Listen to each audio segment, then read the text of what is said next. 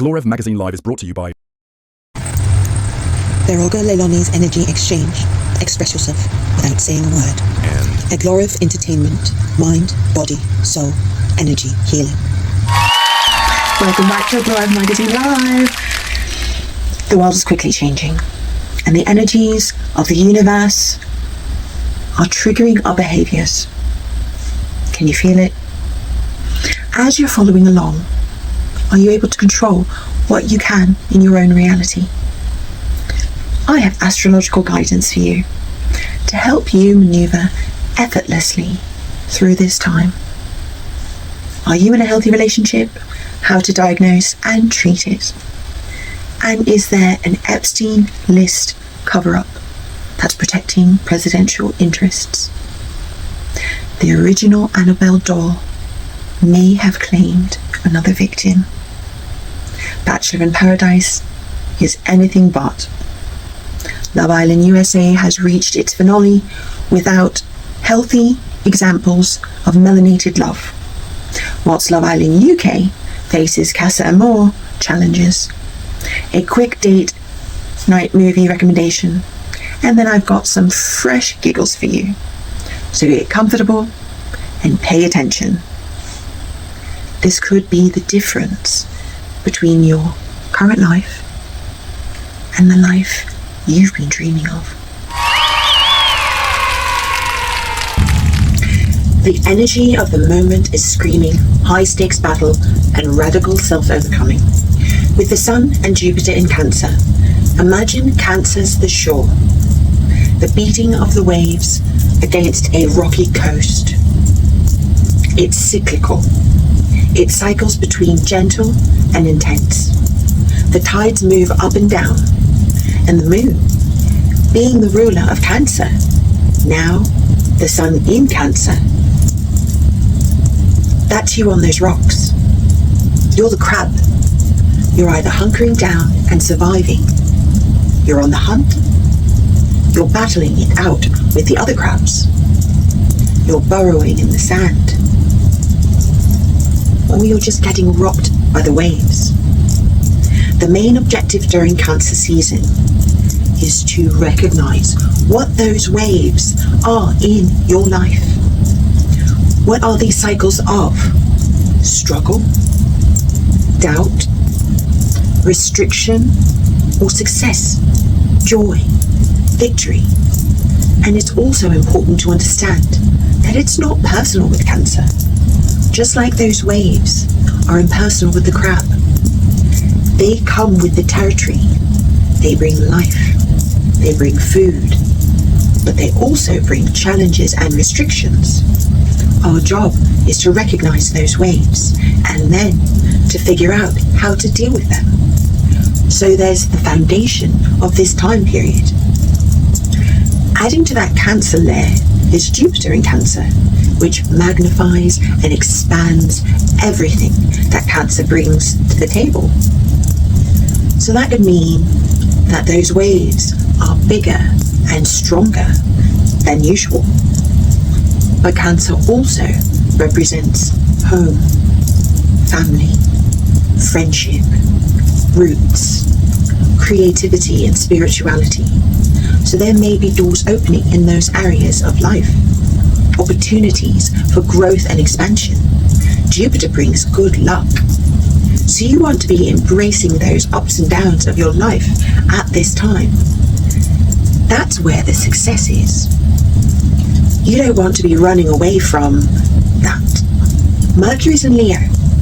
This gives us mental power and confidence. We have the ability to see the victory, to visualize the winning strategy. Leo Mercury wants us to be bold and assertive with our words, to speak with authority, to say what we mean. So this automatically channels Cancer's energy to meeting challenges head on and aiming for victory. In addition to that, Mars is in Virgo, which is letting us know that we need to operate on strategy. Operate on strategy, on a plan, on a schedule. We will drain ourselves quickly if we try to just wing it. If we try to improvise. Mars represents our physical energy and how we use it. And Virgo has to be thought out, organized, and strategic. Combined with Mercury in Leo, this is going to be a great time for people who trust their own intellect. So even if you don't think you're the smartest person in the world, give yourself some time right now to at least pretend that you are. Confident in your mind, in your words, in your reasoning. With Mercury in Leo, someone stupid and confident is more likely to get lucky and strike gold than someone smart but timid in their words. Venus is in Gemini, also draws out a more engaging, confident, yet strategic side of us. Venus sweetens whatever sign it's in, including its negative aspects. So with Venus in Gemini, we can get away with being calculated with our words, or even being more playful or provocative with your words. Venus in Gemini allows room for opinions, for polarity, for changes. Also, combined with Mars in Virgo, this is a great time for learning, writing, reading, teaching, composing, researching, etc. So be engaged. Take the strategic approach. Have a plan for victory. Work on overcoming your weaknesses and doubts. Trust your brain. Trust your analytical side. Trust your ability to be strategic. Now Mercury is retrograde from July 17th to August 11th. It's inviting all of us to reevaluate how we express ourselves and examine what topics interest us. Usually I encourage you to think before you speak. But with Mercury retrograde in Leo, I encourage you to refine before you broadcast. Mercury retrogrades are periods for us to pause, reflect, and refine our thoughts, our beliefs, our actions, and our recent decisions, and basically overcome obstacles. Learn that lesson, then move forward. So they're supposed to be very helpful. However, Mercury retrogrades in the sign of Leo sprinkles a bit of extra drama or theatrics. So just be mindful over the next 25 days or so for the potential of you wanting to reconnect with old friends, or even rekindle an old flame, or just completely reevaluate current relationships, or rebrand your aesthetic, your design, your interests, your beliefs, your perspectives, your ideologies, all of it. Even if it's just your room or style of dress, now's the time to do it. But another one of those dramatic ones could be a lot of travel delays, a lot of emotionally heated and fiery, impulsive conversations, saying things you don't actually mean, or inside thoughts escaping. Just loads of random drama. The positive side of this is Leo is perfecting your confidence, your authenticity, and your creative self. So now's your time to revisit old scripts that you possibly thought you outgrew or threw away. Actually, pull those back up and see if a slight tweak would make it resonate better. You may not have had all of the information, and now you can fit the pieces together in a way that makes sense and brings you closer to your future self. Open communication, curiosity, individual interests, and teamwork are just a few ways to develop a healthy relationship. It also depends on your needs and those of your partner. Healthy relationships don't look the same for everyone. We all have different needs.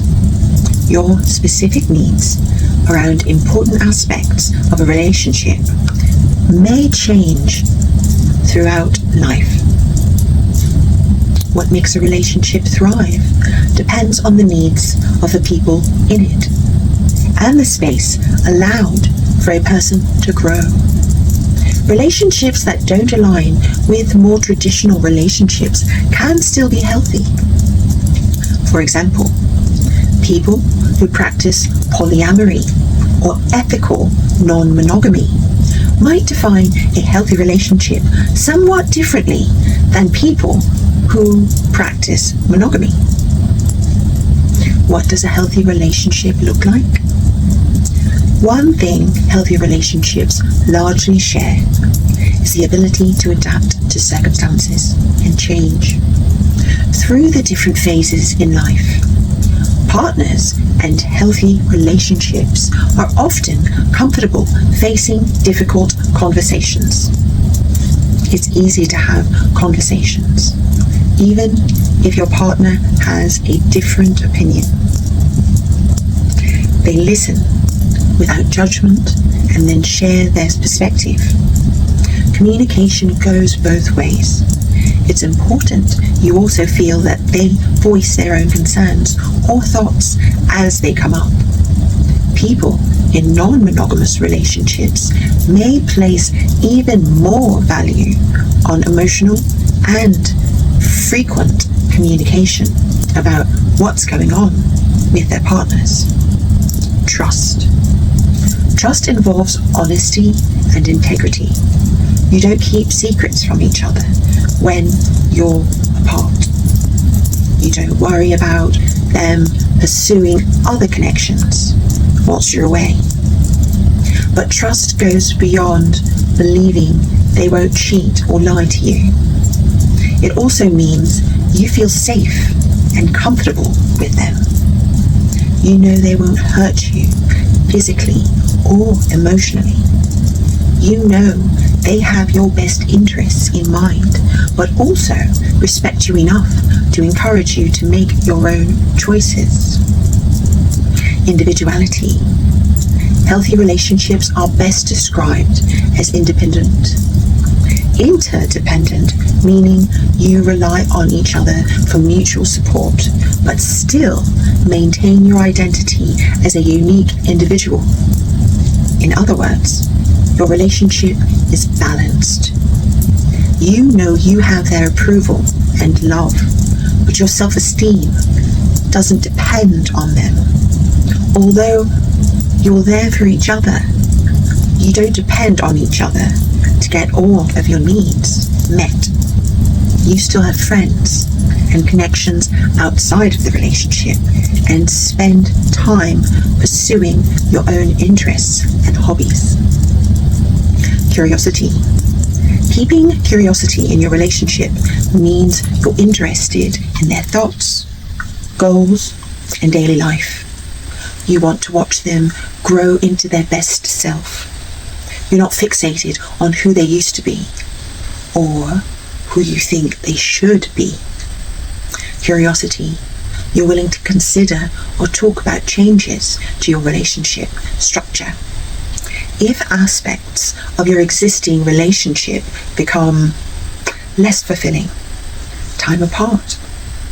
Recognizing the need for personal space and time to separate from your partner is essential in a healthy relationship. This time may be spent relaxing solo, pursuing a hobby, or spending time with friends and family.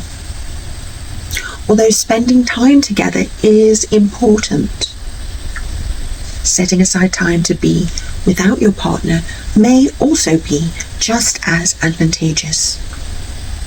Playfulness and light-heartedness, when the mood is right, is important to make time for fun and spontaneity. If you can joke and laugh together, that's a good sign. Sometimes life challenges and distress might affect one or both of you.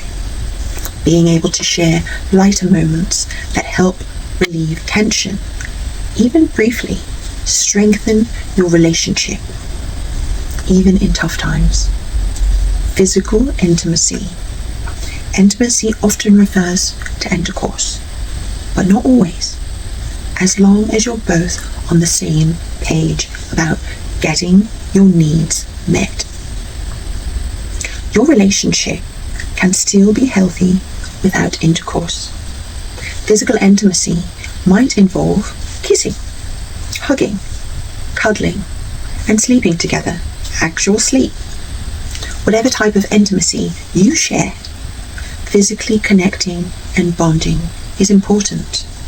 Your physical relationship is more likely healthy when you feel comfortable initiating and chatting about intercourse. So positively handle rejection, discuss desires, feel safe expressing your interests, sexual health, sexual boundaries, not pressuring partners about sex or specific sex acts when they say no, sharing information about other partners, discussing sexual risk factors, conflict resolution. A strong relationship can be considered a team. You work together and support each other, even when you don't agree on something or have goals that aren't exactly the same. You'll have occasional disagreements and feel frustrated or angry with each other from time to time. However, partners who address the conflict without judgment or contempt can often find a compromise or solution. If you can talk about your differences politely, honestly, and with respect, you're on the right track. Now for the relationship red flags. Your relationship should contribute to a sense of fulfillment, happiness, and connection. If you tend to feel more anxious, distressed, or unhappy around your partner, your relationship may be struggling. Signs of unhealthy relationships can vary widely. One of you tries to control or change the other. If you're concerned about a specific behavior, you should feel comfortable enough to bring it up. It's okay to express yourself and ask them to consider making changes. But it's not okay to tell them what to do or attempt to control their behavior if they do something that really bothers you and you can't accept. If this is the case, the relationship may not have long-term potential. Your partner doesn't respect your boundaries. Your boundaries can come into play across your relationship, from respectful communication to privacy needs. You don't spend time together. Your relationship might be struggling if you consistently see less of each other without a clear reason. The relationship feels unequal. Periods of inequality can happen from time to time. One of you might temporarily lose your income, have difficulty helping with chores because of an injury or an illness. But if your relationship regularly feels unbalanced, or your partner doesn't try to improve this, it may become problematic. If they say negative or hurtful things to you, you're afraid of expressing yourself in a disagreement. Questions to ask yourself: does your partner encourage you to grow? Do you share goals for the future? Do you want the same kind of relationship? Can you be yourself with them? Do you accept them for who they are, and vice versa? Do you have them equally? Is life better with them in it? Does your timeline together have meaning?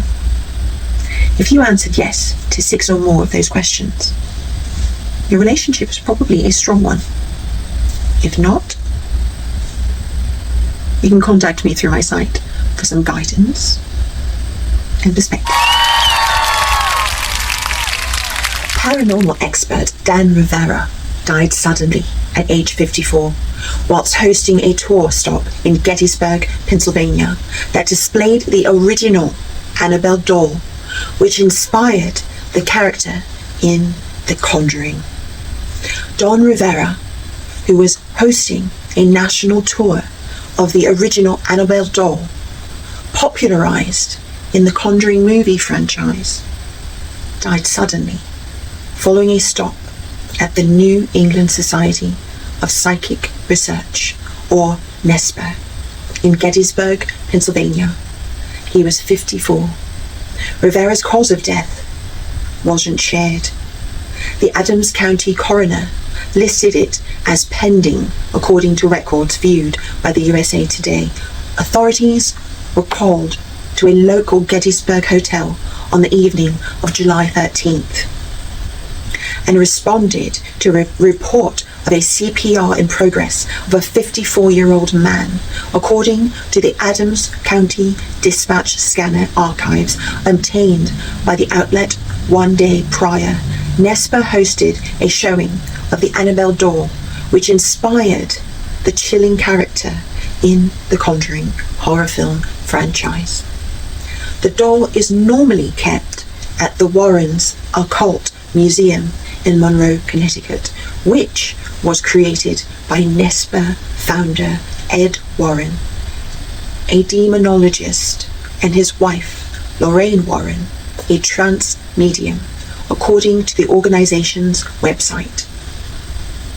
The haunting story behind Annabelle began in 1968 when a nursing student was given a Raggedy Ann doll as a gift. She brings it home where she lives with a roommate, reads the NESPA website. Almost immediately, the roommates noticed strange occurrences with the doll, and they were introduced to a medium who told them the doll was inhabited by the spirit of a young girl named Annabelle. The two roommates tried to accept the doll's spirit and please it, only to have it reciprocate with maliciousness and violent intent. At the time, the Warrens were called to investigate, determining that the doll was demonically possessed. They removed the doll from the house, the site states, and encased it in a glass box to contain the evil spirit entity. NESPA's Devil on the Run tour advertises a chilling experience with the doll that has reportedly brought misfortune, injury, and even death to those who have interacted with it inappropriately. Rivera was involved in paranormal research and investigations for over a decade before his death, according to his bio on the NESPA website. At an early age, he was introduced to haunting phenomena, reads his bio, having witnessed paranormal events occurring in his home. In addition to being a U.S. Army veteran, the Connecticut native considered himself to be an expert in the rites and rituals of Santeria. According to the U.S. Commission on International Religious Freedom, Santeria is a syncretic religion based significantly in the traditions of the Yoruba and incorporating elements of Catholicism. Today, roughly 70% of Cubans observe one or more Santeria or other religious practices based in an African tradition. Under pressure from MAGA supporters, President Donald Trump on Tuesday, 15th of July, said Attorney General Pam Bondi should release whatever she thinks is credible on the Jeffrey Epstein case. Trump, speaking to reporters as he left the White House, said he had received a very quick briefing on the Justice Department and FBI review of the Epstein files. The briefing took place before the release of the DOJ and FBI memo last week, The review found no evidence the deceased financier kept a client list, and no further charges are expected. The department also released hours of footage as part of its review, which officials say further confirmed Epstein died by suicide whilst in custody in his jail cell in Manhattan in 2019. ABC News' Catherine Folders asked the president what Bondi told him about the review specifically. Did she tell you at all that your name appeared in the files? No, she's given us just a very quick briefing, Trump responded, before making baseless claims that the files were created by some of his political foes. And in terms of the credibility of the different things that they've seen.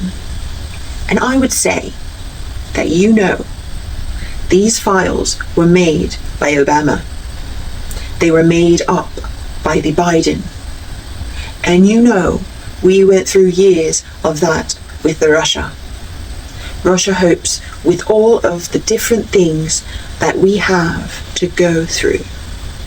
Trump said, we've gone through years of it, but she's handled it very well.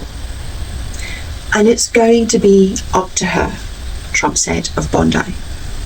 Whatever she thinks is credible, she should release. Bondi was asked about Trump's comment to ABC News. She said she hadn't yet seen the president's comments, but added that the DOJ and FBI memo speaks for itself. Trump is facing outrage among his MAGA following over the administration's handling of the Epstein files. It's also led to some infighting within his administration, as Deputy FBI Director Don Bongino had a fiery confrontation with Bondi over the matter. ABC News reported, amid calls for her resignation, Bondi said defiantly on Tuesday, I'm going to be here for as long as the president wants me here. And I believe he's made that crystal clear. When asked about the rift between her and Bongino, Bondi said she wouldn't discuss personal matters. I was with the FBI Director Kash Patel all morning, and we are committed to keeping America safe, making America safe, working with our incredible partners at the DEA, FBI, ATF, and US Marshal to do everything we can to make America safe. And that's what we're focused on, she said at the event at the Drug Enforcement Administration late Tuesday, speaking to reporters as he returned from a trip to Pittsburgh. Trump was asked why he thought his supporters have been so interested in the Epstein story when he urged them to move on. I don't understand it, why they would be so interested. He's dead for a long time. He was never a big factor in terms of life. I don't understand what the interest or what the fascination is. I really don't. And incredible information has been given, he said. But I don't understand why the Jeffrey Epstein case would be of interest to anybody. It's pretty boring stuff. It's sordid, but it's boring, and I don't understand why it keeps going, he added. I think really only pretty bad people, including fake news, want to keep something like this going. Be credible information. Let them have it. Anything that's credible, I would say let them have it. Trump had sought to be quiet the revolt over the weekend by positioning a lengthy defense of Bondi and urging his administration to focus on other priorities. But the comments continued to pour in, including warnings from some of Trump's top defenders that the issue is not going away and could have consequences in the next year's midterm elections. Laura Trump, the president's daughter-in-law and a Fox News host, told MAGA influencer Benny Johnson on Monday that she believes that there did need to be more transparency regarding the administration's handling of the Epstein case. Trump was asked on Tuesday what he thought about her remarks. The Attorney General handled that very well. She's really done a very good job, Trump said. And I think that when you look at her, understand that I would like to see that also. But I think that the Attorney General, the credibility is very important. And you want credible evidence of something like that. And I think the Attorney General has handled it very well. Meanwhile, on Capitol Hill, some Republican lawmakers expressed interest in Epstein's convicted associate Ghislaine Maxwell testifying before Congress. Senator Josh Hawley, a Missouri representative, said he believed everything on Epstein should be out in the open. I think all this stuff ought to be public. Hawley said, I think all of the documents should be all public. I think we ought to be out in the open. I'm a big fan of declassifying. I think this isn't technically classified. It's just, close. Hold for prosecution, but I think we ought to put it out there. The Representative Jim Jordan, the chairman of the House Judiciary Committee, told ABC News he had total confidence in President Trump and his team regarding the Epstein matter. Okay, so Bachelor in Paradise is scaring me a little bit because, of course, like I said, they do have to decide whether or not they want to go into a relationship serious enough and get engaged at the end of this season. And these are former contestants from prior seasons of The Bachelor. A lot of the decisions are interesting.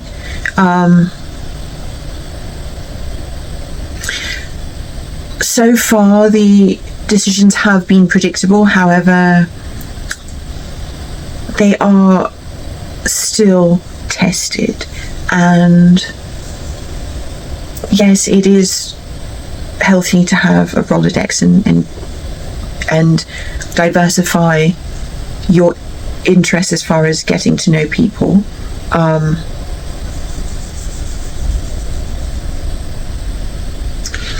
But doing it in front of each other and the way they do on these reality shows, it does create a very toxic environment. Now, it could potentially be healthy, and there have been couples that have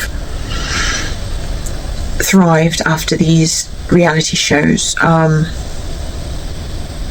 But usually it's the shows that don't focus on the love element, and that happens as a result. It's usually a teamwork bonding thing, like Big Brother or something like that, which also is starting, which I love.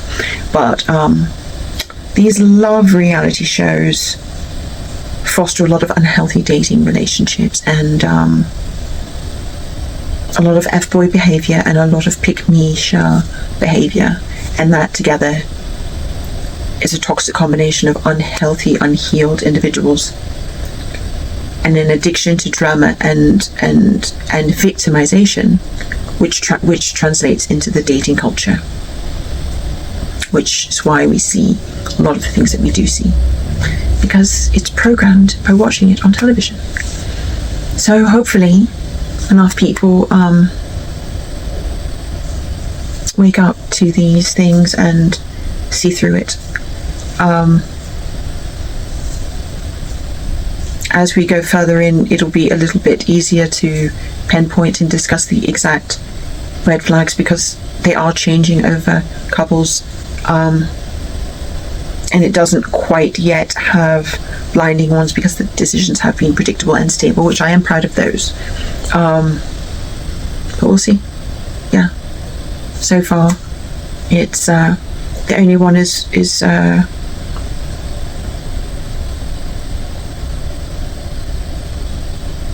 no, but nobody really is exhibiting crazy red flags enough to note here. But there is another episode. They're going to be doubling up in the week, so I might stagger these reviews a little bit. But for now, it's very predictable. There is one relationship where his ex-girlfriend is now on the show, so we may see a little bit more evolve from there, and we may have some red flags to go over about getting back with an ex. We'll see how that storyline goes. But for now, everything's pretty much predictable, and we'll see who gets engaged at the end. So let's stay tuned, and hopefully I won't be ranting like I did with Love Island. I'm still not getting over that. But Bachelor in Paradise hopefully will solve that. It's a longer one. It's like 2 hours, so you don't have to watch it all. I'll give a more in-depth debriefing next time. It's just that all of these together, it's a lot. But yeah, let's watch together. It's entertaining. Okay, so Love Island UK finally faced its chasm. Now the thing is, I'm ambivalent, and thank goodness we still have a lot to go here, because Shakira found basically a Harry lookalike, so that doesn't make me believe that she's really over him. Benji, who I was hoping would finally find a connection, is entangled with someone who's actually also fancies Dejan. Meg stayed true, but we don't really know that Dejan is as true with Meg. Tommy finally got his groove on with the dark horse that I knew, but then unfortunately that sent the other girl home, which that was, I mean, she wasn't there for long, but they're putting too much weight on these connections. But anyway, Helena is always a train wreck. Yasmin, to be honest, she's a little bit too rigid, and I don't. I'm going to call them the Y chromosomes, but I'm so certain that they're Y chromosome in the pair of those. But the way they respond, the way they are, it's just they're very masculine energied. That's why they're not really clicking, and they're continuing it. So I don't really see, with what's in there now, settling for them. There is no real strong connection. There is no real healthy example. Dejan and Meg is the strongest connection, but like I said, they are kind of like a gangster ride or die love. He has a harem mentality where he believes Meg's his top girl, but he'll still have his girls on the side. Because they're in the villa, it makes it a little bit more complicated to do that. He knows he's on television and he is behaving, but I see that underlying behaviour. Giorgio got kicked off, which deservedly so. He didn't really do much, but yeah, there's a lot of time still left, so we'll see where things go. But as it's going, this year of Love Island in both dialects is just not meeting somehow. I don't know if it's their plan and this is what they want to show the public, to program the public, or if this is just how things are. They're just not really upholding relationship values anymore. They're not really promoting a strong connection. It's really about the physical. It's really focusing on that. And I hope you know the difference. I hope you know physical comes after that mental connection. There's nothing wrong with the physical connection, but make that mental connection first, so that you know, at least with a little bit more certainty, that this is something positive for you, and it's not going to tie you to somebody for the rest of your life. that you find out later you never want to see again, but you have to because you have a child together, or give you an incurable ailment that you have to take medication for the rest of your life for. There are so many risks for just a little bit of fun. So protect yourself and the only body that you have at this point. And they got cloning and all that stuff going on, but at this point, for the working class, protect your bodies. Please understand this is entertainment. This is not ideal. And for a connection to benefit your life, it needs to be healthy. So if you need help, please contact me through my site. I'm there for all of you. I love you. Okay, so Love Island USA did everything a bad relationship would. So let's unpack this. I am extremely gutted, angry, a little bit offended. None of the relationships in the finale had substance or structure. They were all based off of short connections, physical connections, unhealthy dynamics. They took the two melanated couples with grand gestures, expressions of love that consistently chose each other, and those are the ones they got rid of. The ones with the longest Taylor and Clark were not the longest track record. However, oh my gosh, the routine, the cuteness, he had his friend, the other lads, he had them practice a routine, he had them cheer, they had a crisp clap, he was ready, he did a cartwheel. He asked her to be, he knew, he was the example of when they know, they don't need to mess about. He was messing about with Olandria. Taylor knew about Clark.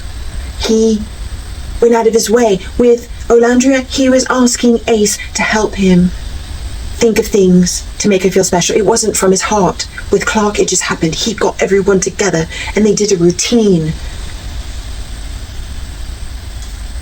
And they were on the bottom. And then Ace and Shelley, what he wooed her over with the grand gestures and the dates and the planning, and they were on the bottom? Really? If that is the representation of the choices being made, then that is why you are unhealthy and unhappy, because that is what you are exalting the unhealthy behavior, the liar, the one who tells their friends secrets in front of everyone to embarrass them, and kisses their friend's boyfriend after they had already had intercourse. That is what you are exalting. That is what you are. I'm going to stay calm. The ones with the quick connections that have already, that have no substance, that really don't mean anything. That is what you're promoting. That is what you're exalting. Love Island UK is a bad relationship. From Gaza, when they gave all of the power over to the people who shouldn't have had power. They make you think that things that you love are gone so they can emotionally bond you to it, and then breadcrumb you some more to keep you strung along. And then right when you think things are going to be balanced and you could have the possibility of something good, they take everything that was good about it, throw it away, and leave you with what's left. And that is what you are left with, to hope that it can get back to what they threw away, but it never does. And so many relationships are like that. The beginning is so good and they just hope for that 10%. It's a formula. It's an F-boy formula. They know how to do it. That is what Love Island UK did to you. And if you don't see through it, then you are going to be unhappy in your relationships. And the fact that I don't know if it's true voting or if it's them not wanting you to see happy, healthy, melanated couples. They were showing up all the other couples. Is that something that you don't want to show America? Is that something that America doesn't want to see? They don't want to see melanated love. They don't want to see melanated people doing grand gestures, being kind to each other, showing each other that they care and love, and professing to their mates that this is the one. even beyond obstacles, even that everyone else wants you to be with somebody else. They don't want to see that. They don't want to see a man be a gentleman and stand up for his lady because they're melanated, maybe. Am I reading too much into that? But 100%. I don't believe in coincidences, so either America doesn't want it, or the American vote is fictitious and they do what they want, under the guise of an American vote. Either way, the facts are 100% of the melanated, healthy, beautiful, grand gestured couples were gone before the finale. And we're left with these young connections that are based off of physical connection and lies, deceit, and all this other stuff.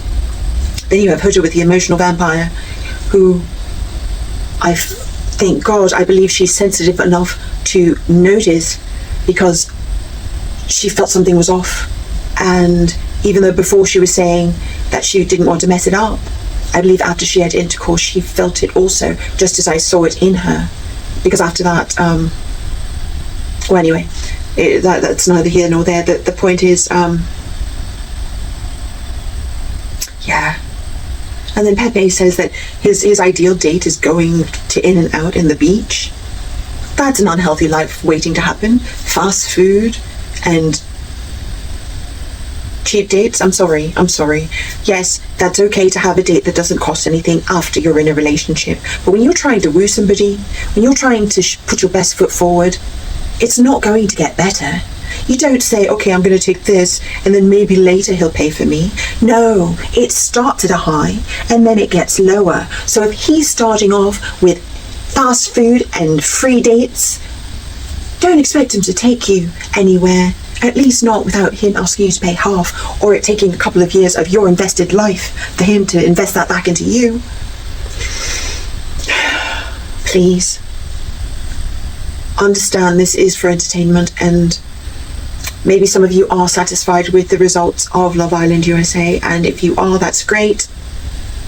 If you can watch it and understand that it is not the healthy aspects that they are promoting, that even the chat after some, they are exalting the poor connections, the unhealthy connections, the ones that are mirrored in our society, which I hope to break you of so that you can have something healthy and healed.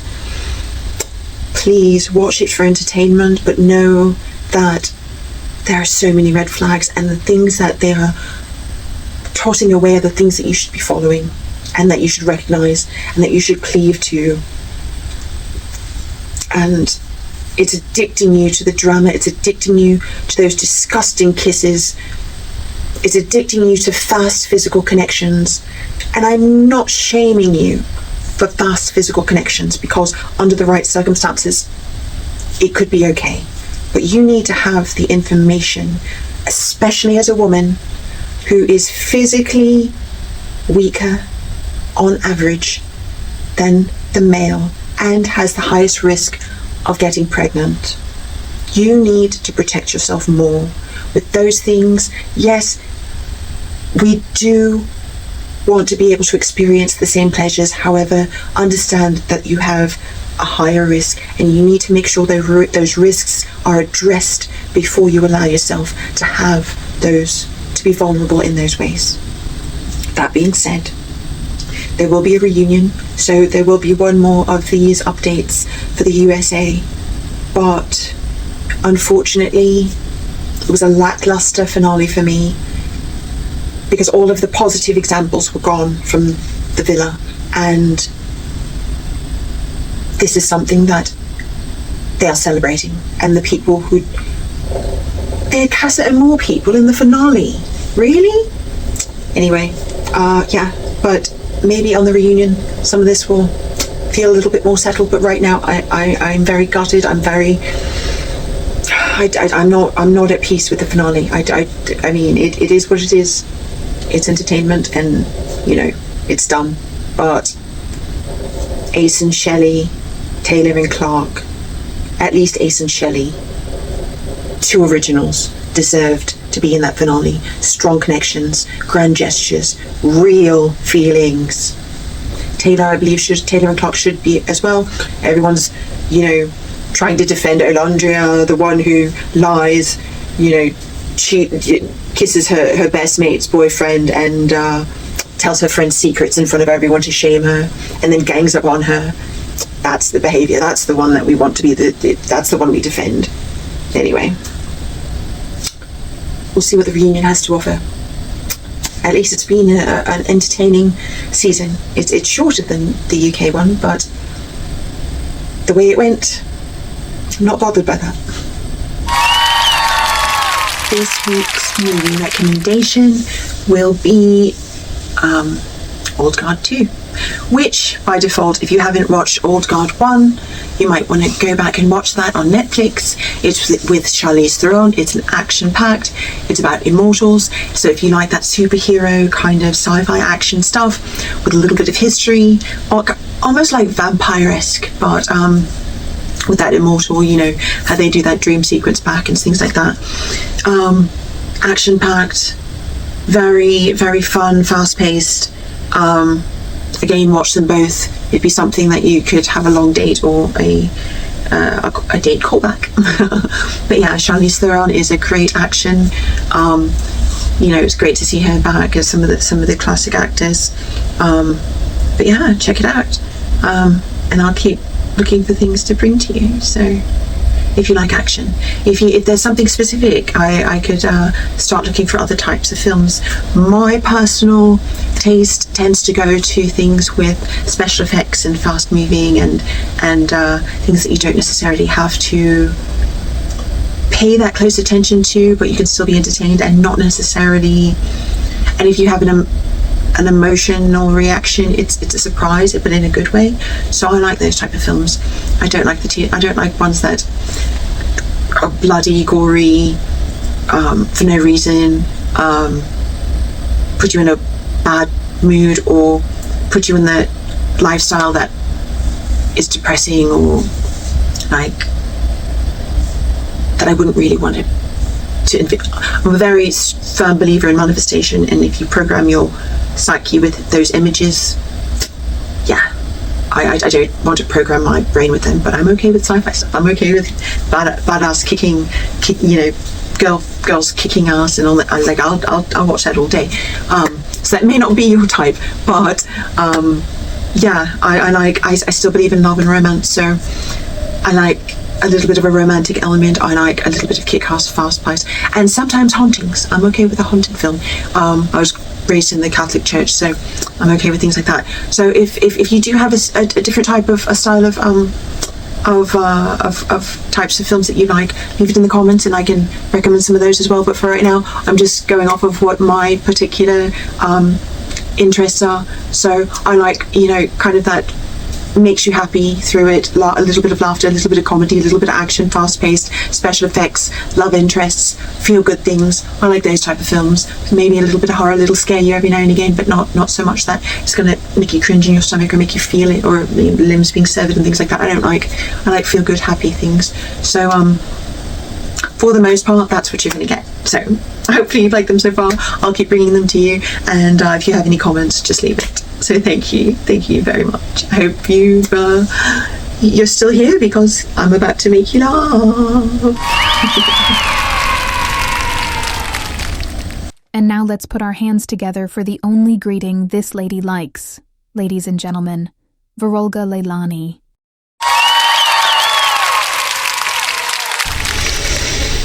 Every time a fella asks me to do something, I send him an invoice.